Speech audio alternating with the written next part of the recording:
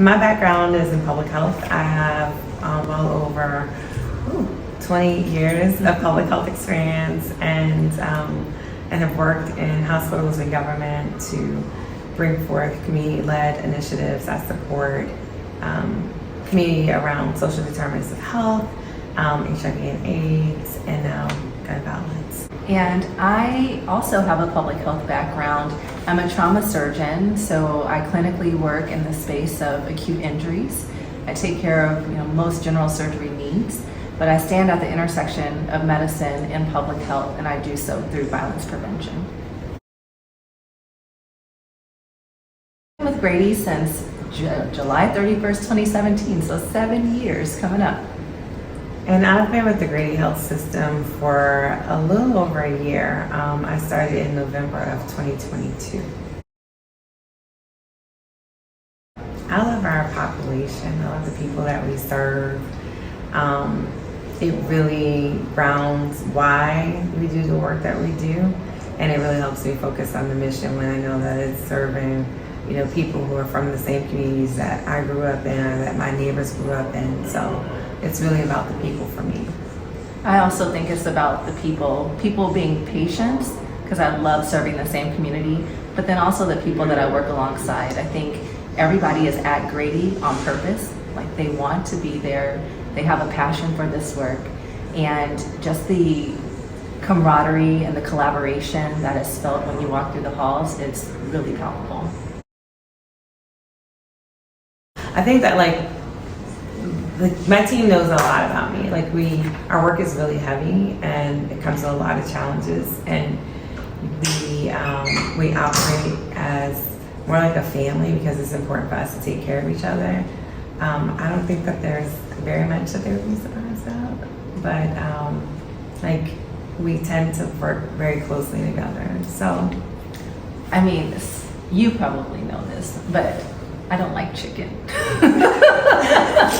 We know this about you. I know, not everybody does, but I do not like chicken. I don't eat it, don't want to look at it, don't want to wash it to cook it for nobody else. I don't like chicken. But you do like pork. I do. I like to tear up some ribs and bacon. Right. Yeah, Yes. I know, it's weird. So I'm a trauma surgeon, and I love what I do because I feel like I can help people on their worst days. And I often say that the worst part of my job is going and talking to families and telling them that their loved one has been shot and killed, or shot and injured, shot and paralyzed. I mean, the list goes on and on. And what I realize is that as trauma surgeons, we're really trained to take care of the physical wounds, take care of, the gunshot wounds and their injuries, patch up the holes. But you can't patch up holes and send people back out into the same areas where they were hurt in the first place. And so I have been making it my life's mission to holistically care for people, to make sure that in addition to those physical wounds, we're looking at the psychological, the mental health consequences of gunshot injuries, but then also going upstream and figuring out what happened and what led to them being injured in the first place. And the IVYY project does just that. So IVYY stands for Interrupting Violence in Youth and Young Adults, and it's a very comprehensive way of tackling gun violence. We bring credible messengers, people with lived experiences, people from the communities that we serve that are trusted and respected, and they come in and they meet our patients at the bedside during their initial hospitalization. And what they're able to do is not only wrap their arms around patients and provide love and support and hospital navigation, but they also try to identify those risk factors that might lead to recurrent injury or retaliation or negative health consequences. And they also try to leverage protective factors and support systems so that we can help our patients to not only survive, but thrive. And we've been able to do this from the bedside, from the clinic in an outpatient setting, and then we also are very heavily involved in the community. And so I've been very lucky to partner with Jaquel and the rest of the team. We've been building out the ecosystem in this area and really making our mark on violence reduction. I would say that the catalyst for IVYY is love.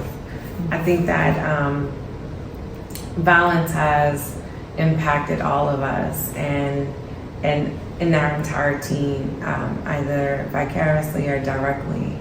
And as a result of that, like, there's a deep love and devotion for supporting people who look like us, who may have also experienced the similar things, and making sure that they're supported.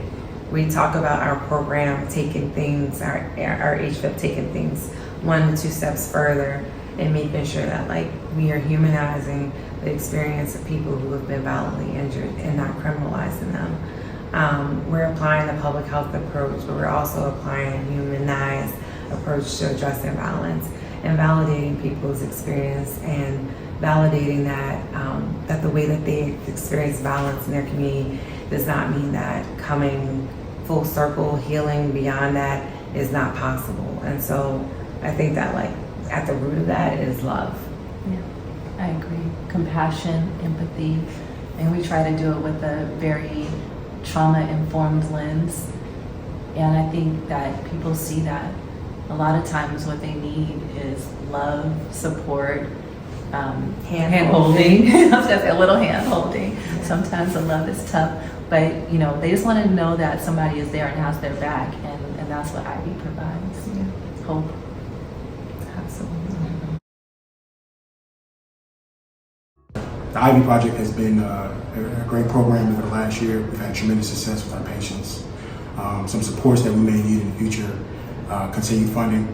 I think connecting with more organizations that have employment opportunities is a big one. I think housing is also a very big issue that a lot of our patients have and that they deal with. So having funding towards that.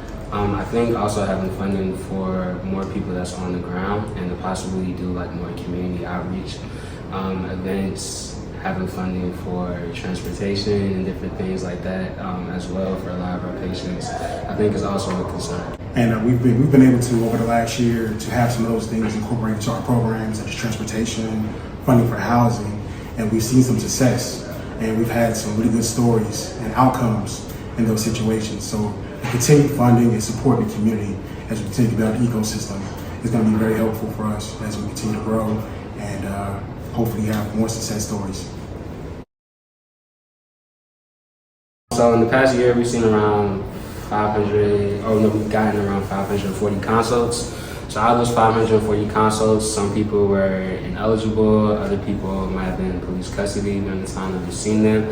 But in total, I want to say we have enrolled just under 300 patients into the IVY program. With those 300 patients, we have a variety of success stories.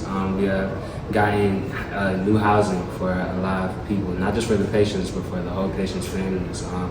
There's been families where there's been like 10 youth who all live in like a 1 to 2 bedroom apartment, and they need housing relocation. But also maybe the youth who was also impacted or sustained a GSW also needs a certain level of mentorship too. So I think our mentorship efforts that we do within IVY have proved to be very successful. We have stopped a variety of retaliations in communities all across Atlanta and also in Metro Atlanta as well. I think we have also been a great support for patients when it comes to their mental health, and be connecting them to mental health providers. We actually partner with a counselor in the business called Girasol Wellness, where we have this thing called Brave Space, where the first Saturday of every month, people who are in our program, patients who have been impacted and have sustained GSWs, they kind of get together for like almost like a group therapy session, and they kind of share their experiences of how they survived what they went through. Yeah. To add on to Kosey's points, we have a clinic. I think Dr. Randy touched on that. In our clinic, we see our highest risk patients inside the clinic, and we're able to, at bedside, determine the needs and the risks. And then we get them into the clinic, we're able to really get down and have a conversation with them about addressing those needs. And we've had various situations where we had a recent situation where there was a young man who was considering retaliation and thinking about like the outcomes that have been very, very poor for him, right? Adverse situations where adverse outcomes would happen for him. So we were able to get him into the clinic and have a discussion with him. We were able to connect him with some of our community partners.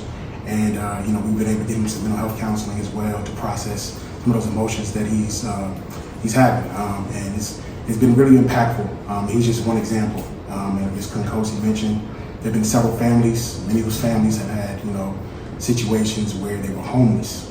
And the point of incident with the gunshot wound, the violence, it was amplified, and we've been able to kind of step in and help those families immediately. And one of our community partners, the Atlanta Victims Assistance Program here in Atlanta, has been very helpful with us in making sure that we're able to have the resources available for those patients within a quick turnaround.